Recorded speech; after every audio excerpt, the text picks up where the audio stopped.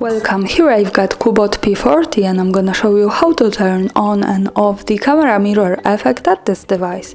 So at first we have to tap on the camera button to open it.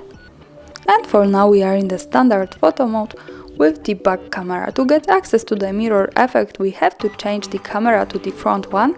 Let's do it by tapping on this button here from the right. So hi again. From here let's go to this button from the left. When we pick this we get access to more options we can manage. Now let's focus on the settings. When we pick this we can open the advanced camera settings. At the third position here we have mirror selfie option. So by using this button we can turn it off and turn it on easily like that.